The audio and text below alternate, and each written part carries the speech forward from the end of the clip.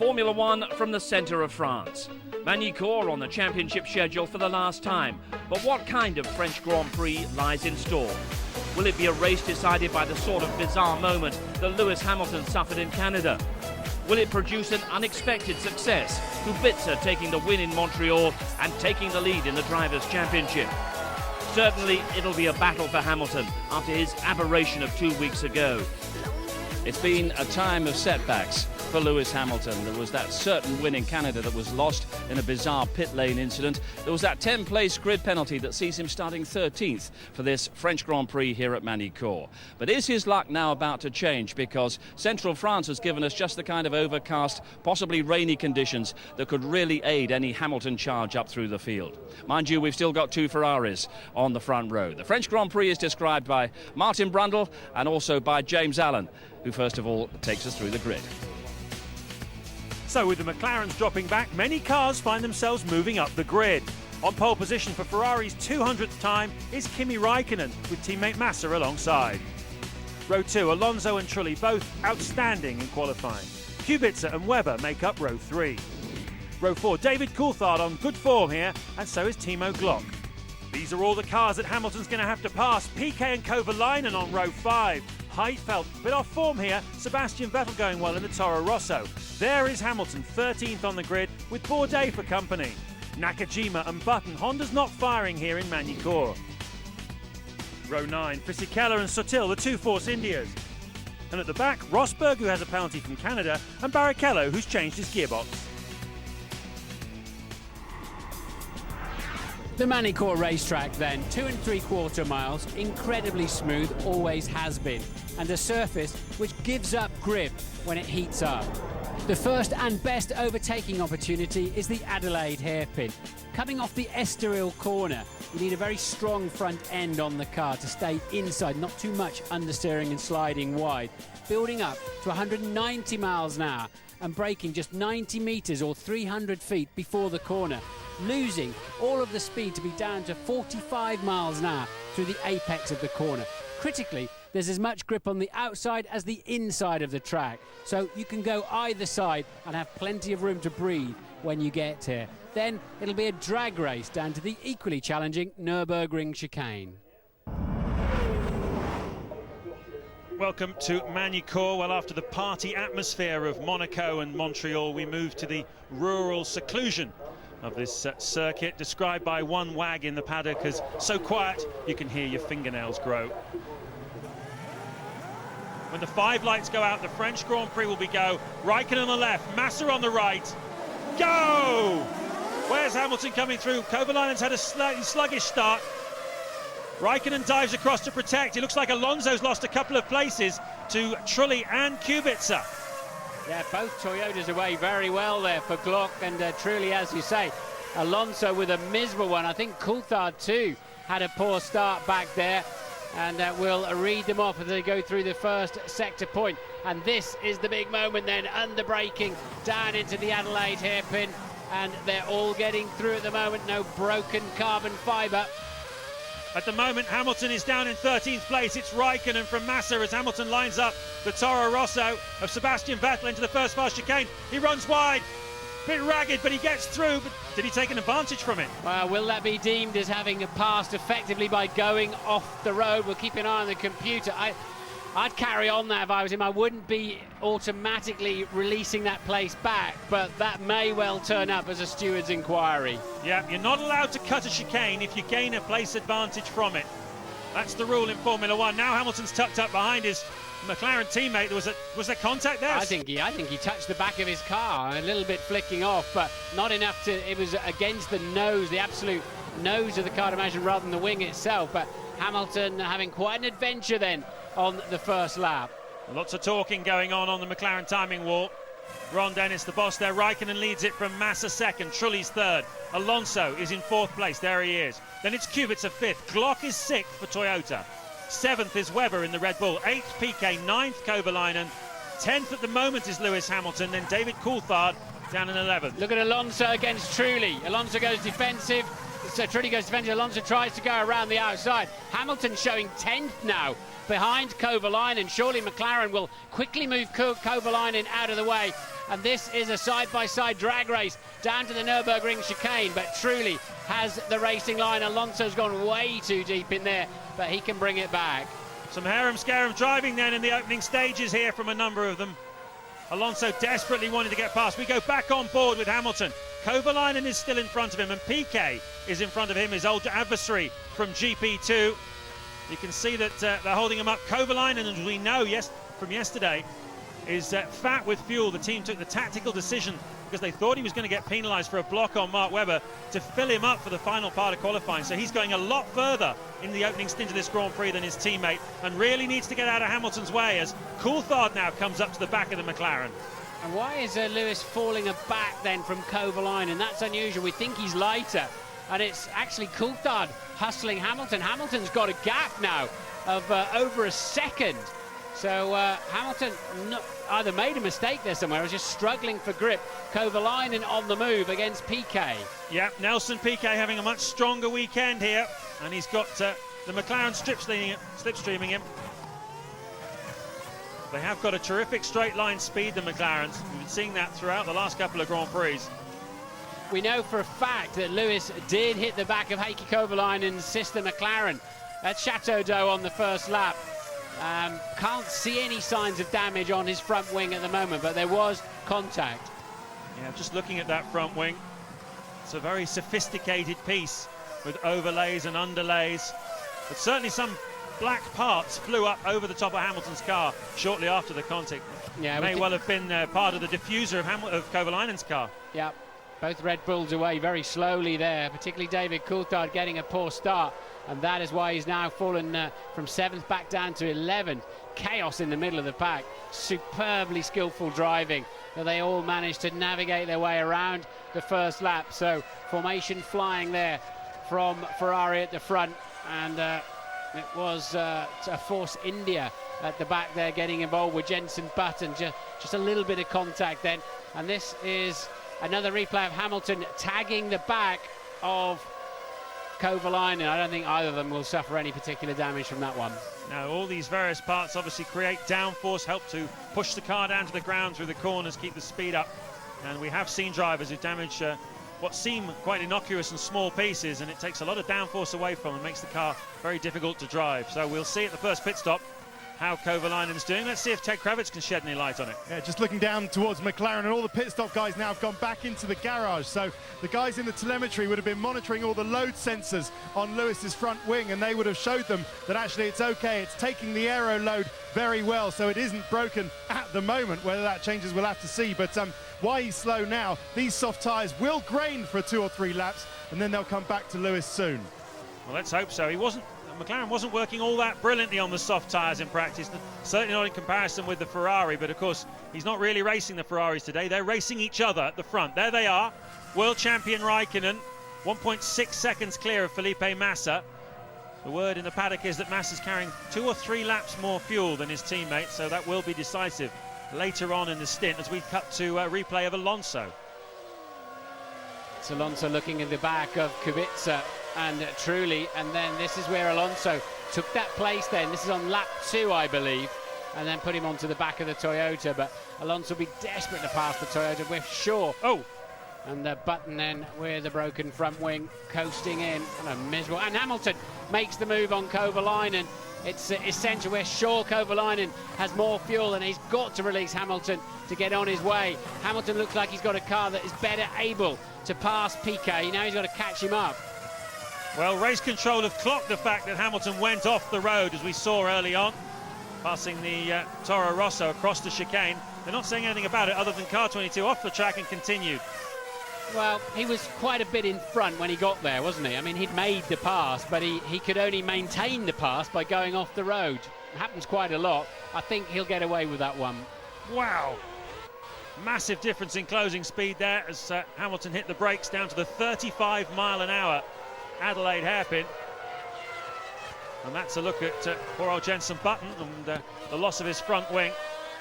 Did seem to get a little bit involved in that business at the back off the start line as well, didn't he? Yeah, I don't know if he took the front wing off against those high curbs in the last corner or whether it just came off from the earlier incident. Now then, as we expect, Hamilton wheel on the dirt and the grass on the way into Estoril corner, beginning to attack ready to attack Piquet. This is for 8th place. Yep, the final points paying position, and this is a replay of some great races from GP2 a couple of years ago when these two were fighting for the GP2 championship, the feeder series for Formula One, and they had some fantastic battles. Hamilton certainly had the upper hand in terms of overtaking Piquet, and now he's lining him up again.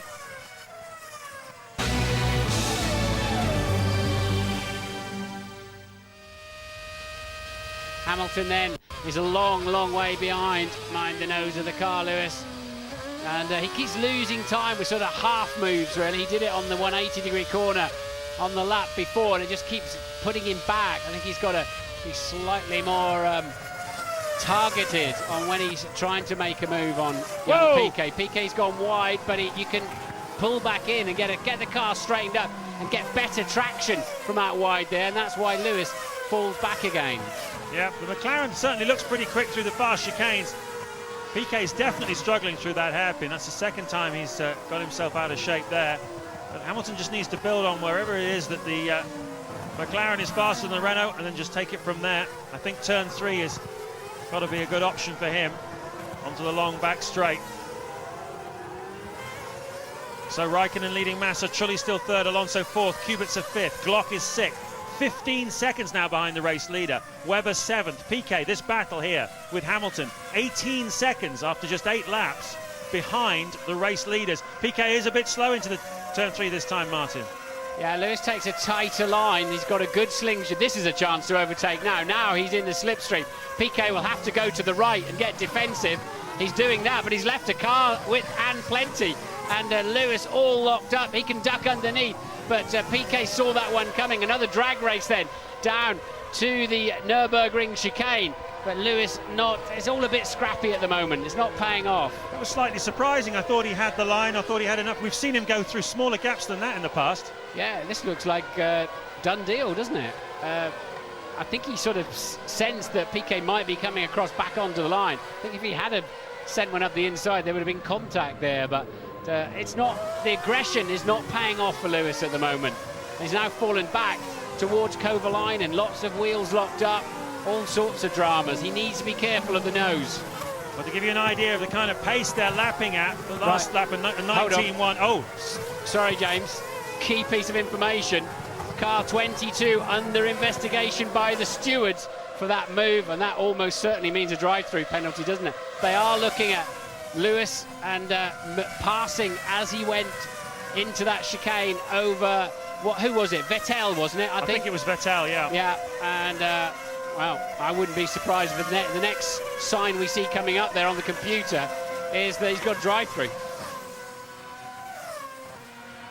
But Lewis stalled out.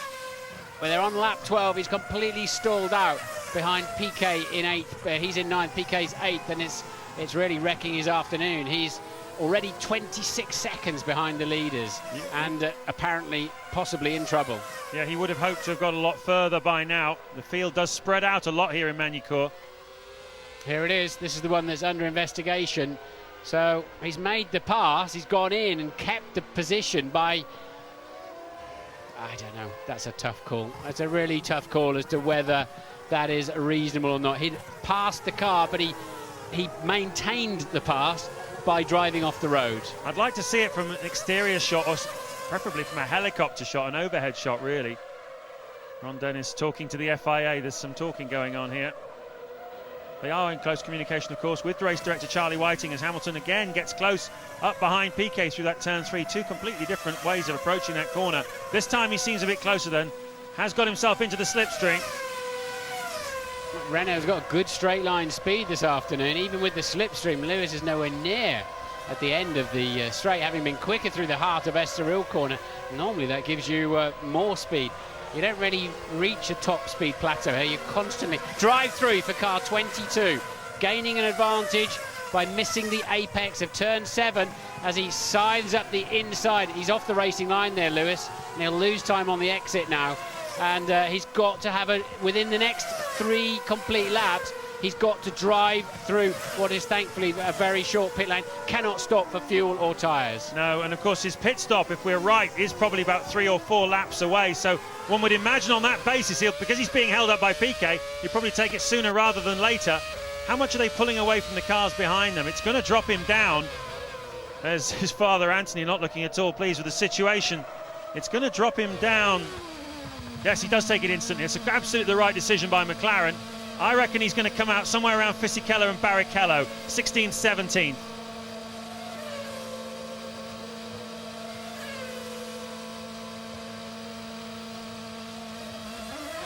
Nakajima's just gone past. Bourdais has just gone past. That's Barrichello, I believe. He's in front of it anyway, but it's the Honda. It's back in about 16th, isn't it? We'll see. 13th he's showing on the computer. So he got out in front of Nakajima. That's Jenson Button, of course, who's a lap down. And it's going to be a long afternoon from here. Meanwhile, at the front, the lead of Raikkonen over Massa is 4.1 seconds. It's been a good opening stint, this, for the reigning world champion. As into the pits comes Fernando Alonso from 4th place. Such a rattly old noise from the engines when they're in tick-over mode, but they still tick over around 4,000 RPM, these Formula One engines. And away goes Fernando. Bit of a glory run then in qualifying, it seems. Yeah. Rejoins just behind Nick Heidfeld, but in front of Lewis Hamilton. Button walking in then. Alonso's gone a little bit wide in Estoril, and Hamilton just whacks him as he goes past. And Hamilton really in the wars today. Just sticks him a wheel. Bits and pieces falling off the Toro Rosso there. Rear wing end fence, that's obviously been knocked at some point in the Grand Prix.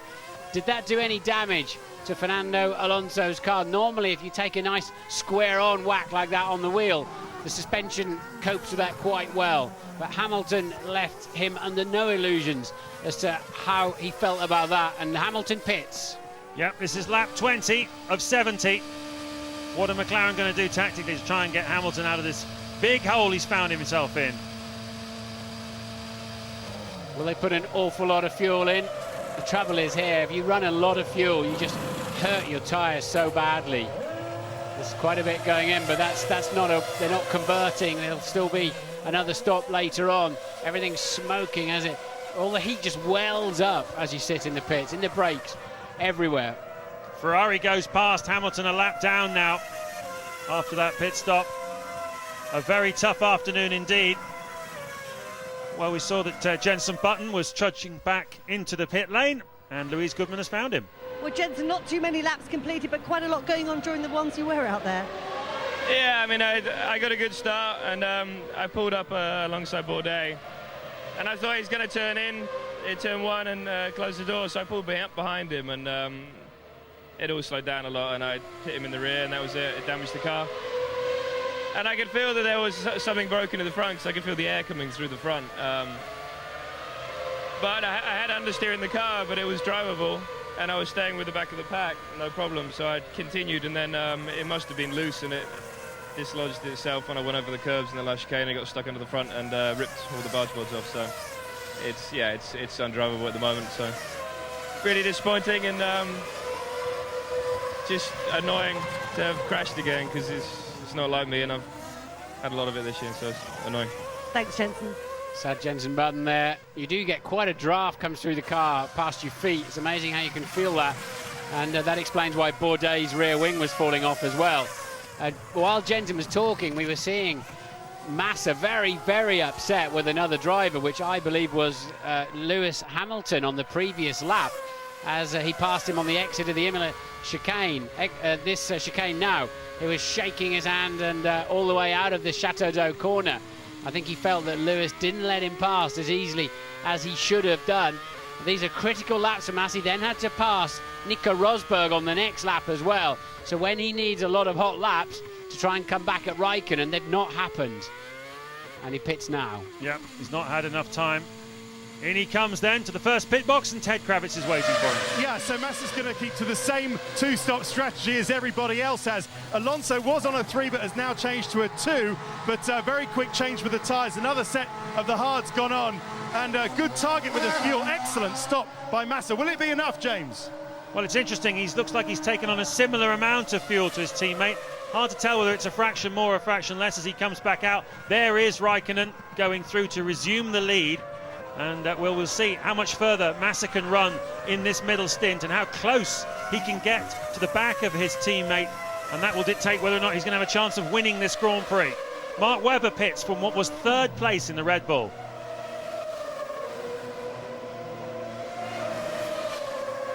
Boys all go to work. They practice this hundreds and hundreds of times at tests, at race weekends, on Sunday mornings. It's one of the most important parts of the mechanics game, to be sharp, not lose any time. Nelson Piquet is up in 3rd place in the Renault. Trulli 6th, Vettel 7th, Kubica 8th, Heidfeld 9th. Then that Webber-Alonso scrap. Webber pulling away from Alonso as well, having come out in front of him. So Alonso not really enjoying this middle stint so much. As McLaren get ready for Kovalainen and Renault get ready for Piquet. Oh, Webber's had a bit of a moment there, coming out of the chicane, and that will have let Alonso through, I would imagine. Piquet pitted. He is battling with Kovalainen. They go back out. They were 3rd and 4th before that pit stop.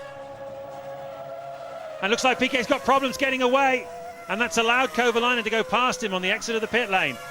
Coming back out alongside one of the Toyotas there. Presumably that's Glock. He's got ahead. That's worked out very well for Heikki Kovalainen. And Alonso, Piquet then coming back. I think he just seems as if he struggled to get rid of the pit lane speed limiter. And Glock coming back, trying to come back up the inside of Piquet. Piquet's gone wide, but he'll have better drive out of the corner. They're side by side. Glock has to lift. Piquet holds his way through. And Piquet holds the place. Glock back down 1.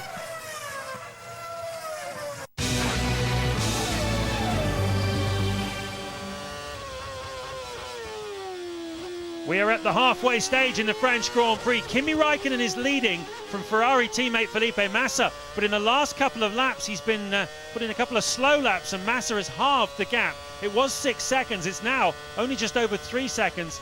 And on this next lap, he's lost another 2 or 3 tenths in the first sector alone to his teammate. So Massa's hauling him in. Raikkonen would appear to have a problem. He's lapping in the low 1:19s. Jarno Trulli's 3rd for Toyota, with Robert Kubica bearing down on him in the BMW in 4th. Fernando Alonso and Mark Webber having a great battle here this afternoon. Webber was in front, but had a problem coming out of the final chicane, allowed Alonso through for 5th.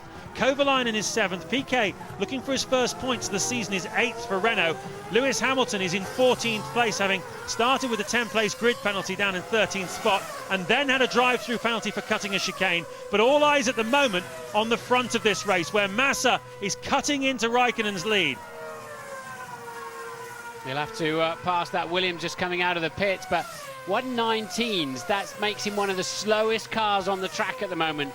Kimi Raikkonen, the leader. I think it's more than just a bit of graining on the tyres. Some traffic for Massa to contend with. The blue flag should just magic carpet him past. It does the Williams anyway. Toro Rosso's ahead of him, but Massa another 10th quicker in the first sector on this current lap.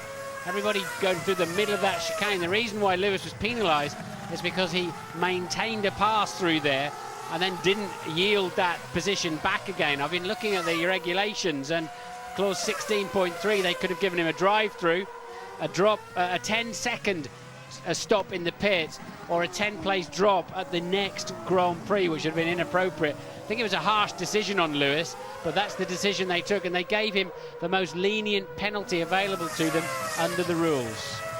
All 8 cylinders of that Ferrari of Raikkonen are working nicely, but the sounds of it as it flashes past a camera point. So is he struggling with just handling and tyre grip, or a shifting problem? What is it? But it's clearly costing him a second per lap. We think Raikkonen may have a problem. He's on a 19.1.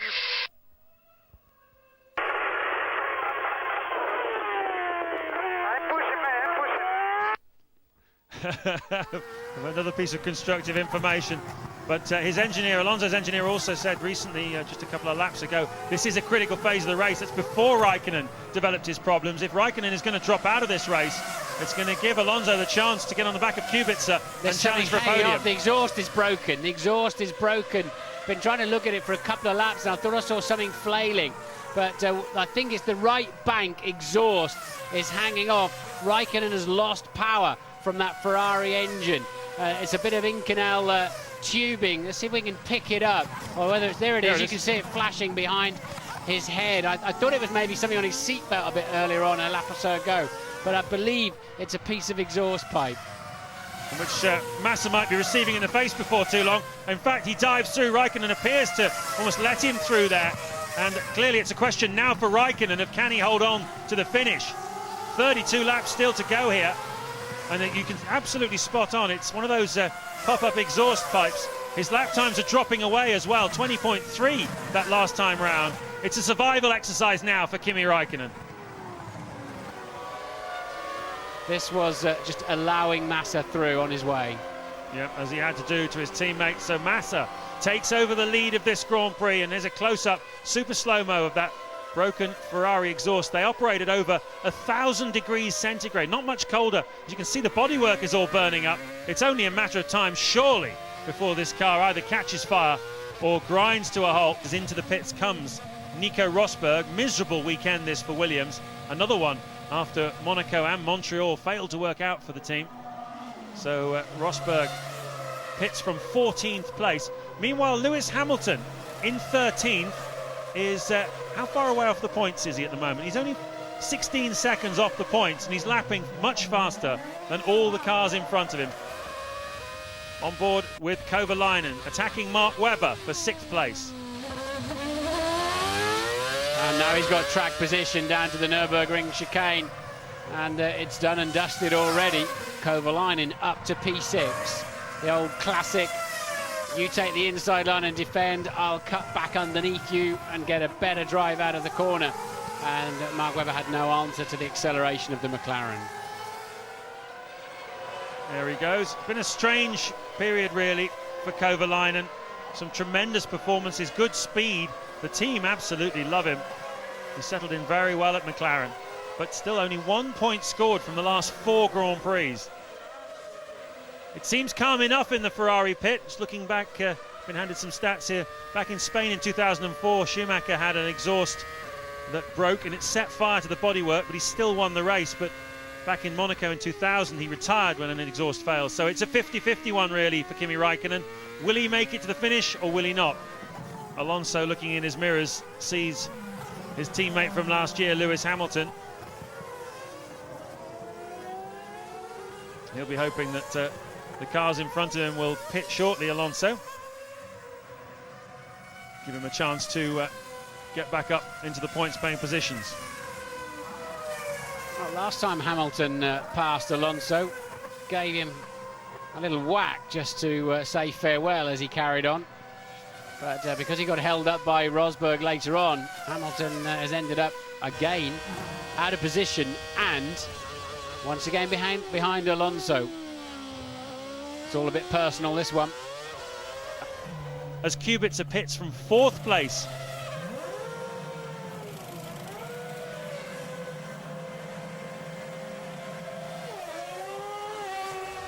This is Hamilton trying to pass Fernando Alonso in the Renault.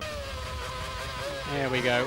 He's got the track position. He needs to just hang around on the apex so that Alonso can't come back at him. The drag race then that Hamilton is bound to win, and once again he's on his way. He's got to make another stop yet for fuel, Lewis Hamilton.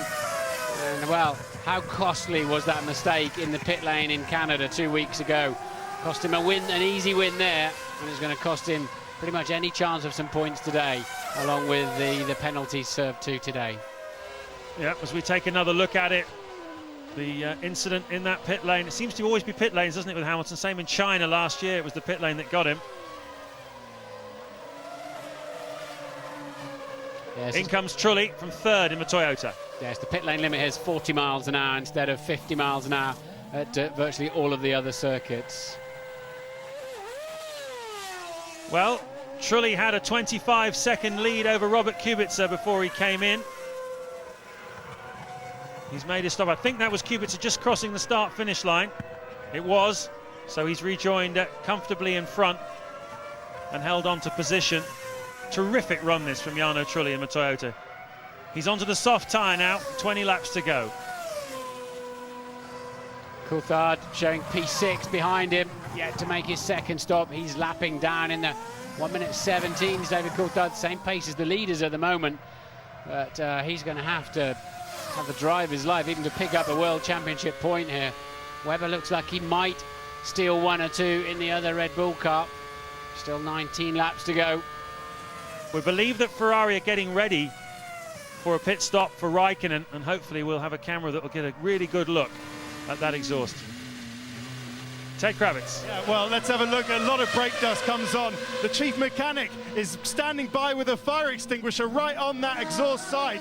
Chris Dyer's engineer is having a look, and as Kimi disappears, it's sort of blackened and eaten away. The bodywork on the right-hand side I can see as Kimi leaves the pit lane behind me.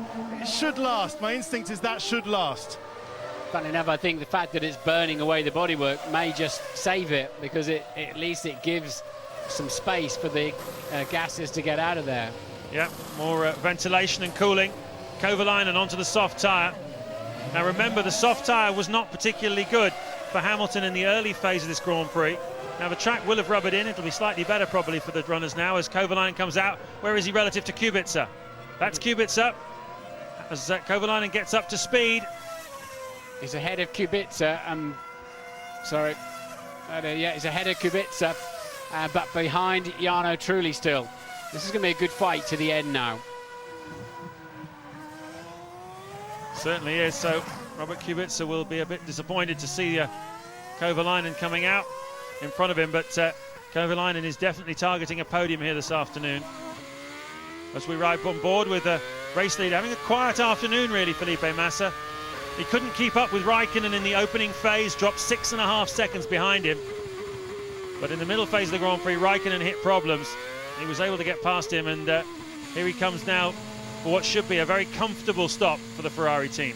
The advantage of being the world champions is you're right at the beginning of the pit lane. You've got a nice straight drive in to your pit garage. On goes the soft tyres. No problem with all of that black dust. And a little bit of a scruffy getaway, but he's got plenty of margin. Yeah, he can certainly afford one. He's 37 seconds in the lead as he goes back out again. So who's going to end up on the podium? Is it going to be Trulli? Is it going to be Kovalainen? Is it going to be Kubica? It's starting to rain in Magny-Cours. The cars are starting to slip around. They're all obviously on the dry tyre, and there's quite a long way to go. We have had some showers today, which quickly developed into heavy rain, and it's very hard to predict what's going to happen here.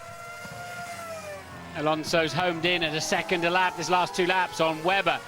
Hamilton is 11th. Hamilton is now just 10 seconds away from a World Championship point in terms of the deficit to Piquet.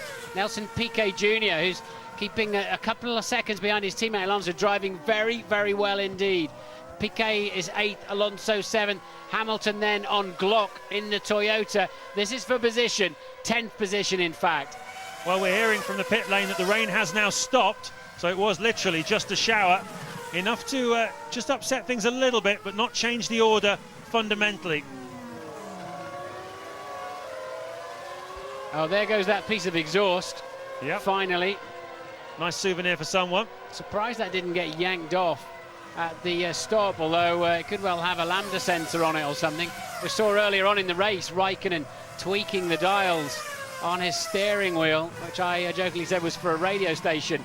But I'd imagine he'd be trying to richen up the mixture, maybe change the timing of the engine, whatever device he's got available to him to try and protect the exhaust gas temperatures in some way.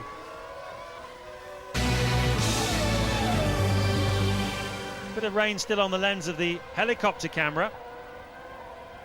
I believe it's starting to spit again out there. 4 laps to go to the finish.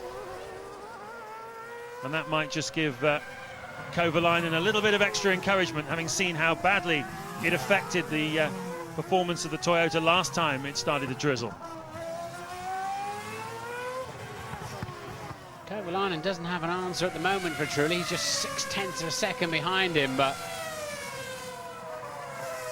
Problem is, you go through this long corner of Estoril, and you're always going to be later on the throttle than the man in front with his turbulent air, and then you're going to pick up his slipstream. It's usually too late when you get there, unless you can just send an outrageous move up the inside of him. Kovalainen likes that wide turn in, straighten the car up, better exit, but there's usually nowhere to go when you get down to this next chicane. It's so fast, 150 miles an hour through there, that to believe the car will stick takes a while, but when it does, it's such a wonderful feeling, the performance of these racing cars. Kovalainen's reading the body language of this Toyota. The first sector is the fastest that Trulli's done for the entire race, so he's still pushing very, very hard, as you can imagine. 3 laps before the finish, does not want to sacrifice this podium position. What's going on here? It's Webber, Alonso and Piquet, who's passed Alonso. Piquet has passed the team leader. Alonso getting in too wide, distracted by lapping the Force India, and that is a change for position. And well, he's had a very strong weekend, Nelson Piquet, and now he's ahead of the double world champion, former world champion. Yeah, I bet Alonso enjoyed that. They were side by side as Piquet gets it wrong. It gets the back end out. Does that give Alonso a chance? Meanwhile, further up the front, the Toyota of Trulli. Must be raining again out well, there, no, the lap times seem okay. Here comes Kovalainen, though. He's side by side with him. Up to the fast chicane, they almost touch. He's going to have to go wide, just as teammate Hamilton did. And but he does not take the place. Down below us in the pit lane, the Parc Ferme is being built. Lots of people are running down, getting ready to congratulate Felipe Massa on his 3rd victory of the season. But we're focusing our attention on this battle, which has one more lap for Kovalainen to get himself in front of Jarno Trulli. The race leader is 33 seconds up the road. It's been a fabulous performance from Felipe Massa. I don't think we've had a race I can remember where we've seen less of Massa. 180 mile an hour, wheel-to-wheel contact. They got away with it, but Trulli always had the racing line there, the turn-in point, and he sort of hung him out to dry on the outside. Luckily for Kovalainen these days, there's great big areas of sort of tennis court you can drive across rather than gravel traps, and Kovalainen was only ever going to get that result trying to go around the outside there. Truly driving a very good race indeed. Yeah, not one of the traditional passing places here in Magny-Cours. As round the final corner comes Felipe Massa, beaten by his teammate here. Last year he has avenged it thanks to problems with a broken exhaust for Kimi Raikkonen, but you take them whichever way they come. Felipe Massa takes his 3rd victory of this season, the 8th of his career. He wins the French Grand Prix, waiting for Raikkonen to come through in 2nd place, having nursed that broken exhaust to finish. A fantastic drive by him, and says an awful lot for the robustness of that Ferrari. Here comes the podium battle. Jarno Trulli and Heikki Kovalainen finish 3rd and 4th. It's a podium for Toyota, with Kubica coming through in 5th place. Then we expect Mark Webber to come through 6th, and there is Nelson Piquet, who picks up his first points of the 2008 championship, and Alonso the final point. And Lewis Hamilton is going to come through in 10th place. No points for him this afternoon, as Massa celebrates the victory that takes him to the top of the Drivers' World Championship standings. It's a terrific drive by Felipe Massa, a fairly quiet one. We didn't see much of him on the TV. He was just doing his job up the front. He was 6.5 seconds behind Raikkonen in the opening phase of the race, but it was the middle part when Raikkonen hit trouble that allowed him to come back at him and pick up the victory. And a very much deserved trophy for Jarno Trulli, the driver of the day here in Magny-Cours. A poignant result in light of what happened recently, the death of Ove Anderson. Fantastic race here in Magny-Cours. Whether we'll be back again, well, we always ask that question. Who knows? Let's wait and see what happens next year. But Raikkonen's exhaust certainly cost him the win. Massa picked up the pieces. Dark days here for Lewis Hamilton. This amazing championship rolls on then to Silverstone in 2 weeks' time. It's a sellout. We look forward to the next chapter. We had a chance to win anyway in whatever condition. But then I saw Kimi a little bit too quicker than I expect, maybe 2-3 tenths quicker than I expect. And things complicated a little bit in the first stint. But then he had a problem, and I was pretty lucky. He was pretty lucky as well because he finished 2nd. after the race there was a big hole on the engine cover and the airbox, and basically the engine was struggling to run anymore in the last few laps. So I mean, at least we have done a strong enough car and the engine and the gearbox, suspension, everything, that even with a big problem like that, normally you don't finish the race, and now we could still be in the second place. So I mean, unlucky, but good to still score good points. The team at the pit wall made a good effort with the strategy. You know, it was a perfect weekend with a very good driving, and I'm really happy for myself, for the team, and for Ove Andersson, because we are paying tribute to him. It's nice to get back on the good pace, good rhythm. The feeling with the car was very good, and now at Silverstone, hopefully we can turn the page, the chapter in this championship, and start catching the guys at the front. I don't particularly think I did anything.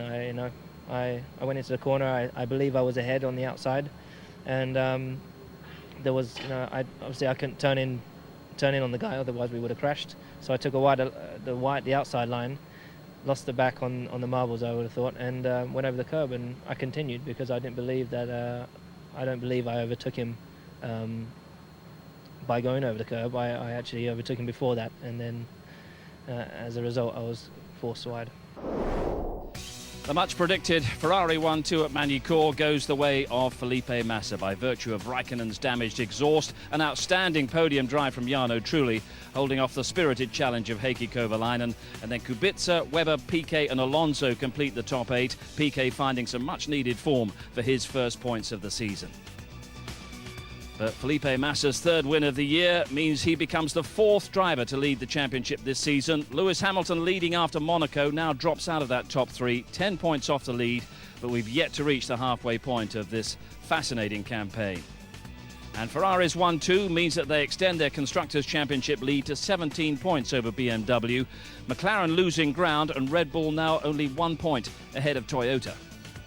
A great day then for Ferrari, Mark, no doubt about that, but another very tough one for Lewis. And the problem now is he's looking rather beleaguered. It's easy for us to say, I suppose, but he needs to be able to handle these situations and loosen up a bit, doesn't he? I think there's an element of frustration creeping in there, and he seems just to be backing himself into a corner somewhat. And I think he's just got to come out fighting, but in a different way. I think he's got to be a little bit more controlled about what he's saying and what he's doing.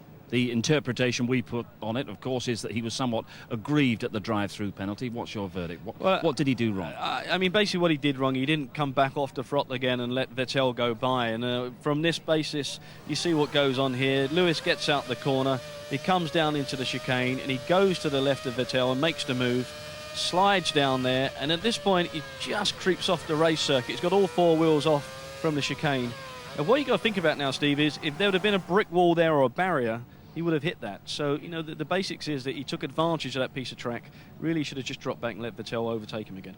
All the way through, though, he wasn't really convincing that he genuinely had the pace to force his way up through the field. Well, he just couldn't do it from where he was. I mean, after that drive-through penalty as well, again, it put him back, and just trying to fight your way through all of that traffic with a combination of tyre, the fuel lows, their performance wasn't. There was inspirational laps, but nothing consistent. But the Ferrari is absolutely dominant, and Massa, of course, delighted with his win. And I'm sure Kimi Raikkonen was somewhat relieved to get second place behind him. I think Kimi would have been very happy, to be honest with you, because it's all intensive purposes. He would have won this Grand Prix. His pace was phenomenal, but Massa actually took advantage of Raikkonen with a car which was actually sick at this point. The exhaust had come away, the airbox has burnt away. You can just see the exhaust air flapping around in the air. He was probably down about 30 or 40 horsepower at this point. And to be, straight, he did a great race as well, because he had to adapt to that power disadvantage and still get that car around. So in a way, he sort of nursed it home. Great drive from Jarno Trulli, and it was splendid to see Toyota back on form this weekend, and how he held off Kovalainen in those closing stages. Well, spectacular stuff. Truly, yes, an outstanding race and great result for Toyota. But just watch Kovalainen come up the outside of him here. They're doing 180 miles an hour at this point. They get wheel to wheel. Kovalainen takes to that circuit, which is actually off the racetrack at that point. You see the greenery on the left-hand side, and takes avoiding action. There's a little touch here at that stage. Great racing, but I mean, those kind of speeds, something will happen. And all credit to Kovalainen, and it just underlined, I suppose, what Lewis Hamilton might have achieved. So Hamilton frustrated, so too Jenson Button. What can he take out of today? Well, nothing. A dire day for Honda, and a very poor day indeed for Jenson Button. An unfortunate situation. You just see him coming off there, and the nose of his car, and it's crept underneath the front of his tyres. You've got no steering at this stage, and you've seen this Jensen walking in with his helmet still on, a little bit dejected, and we'd like to see him out there getting a result. British Grand Prix, I mean, Ferrari love the place, Silverstone, don't they? But what sort of comfort can you give Lewis Hamilton? What can he achieve at Silverstone? Well, he's got to achieve a great deal because he's got to get back into the contention of the World Championship. He's 10 points behind now from Massa. He needs to turn up at Silverstone, clear mind, great car underneath him. McLaren can produce that and pull the win off. Yep, it's been a tough couple of weekends, but they're behind him now. We're looking forward to Silverstone as well. Before we do all that, though, here's the last chance at our ITV F1 competition. This week we're giving you the chance to be driven up the famous Goodwood Hill by a celebrity driver on Sunday 13th of July at the fantastic Goodwood Festival of Speed.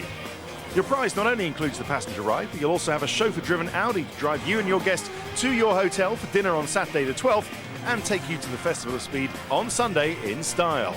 You'll have a day to remember there, exploring this amazing celebration of motorsport, and take lunch and afternoon tea in the Goodwood House VIP Marquee. A very special experience not available to the general public. And as your day draws to a close, you'll be driven home again in comfort. So to be in with the chance of winning this prize, courtesy of Goodwood Festival of Speed, just answer this question correctly. Which of these is not associated with Goodwood? A. Motor racing, B. Horse racing, or C. Greyhound racing? To enter, call 0901 293 2020.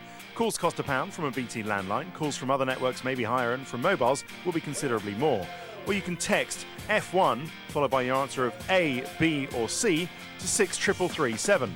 Text costs £1 plus one standard network rate message. Digital satellite and cable viewers can enter by pressing the red button now. You can also enter for free at itv.com.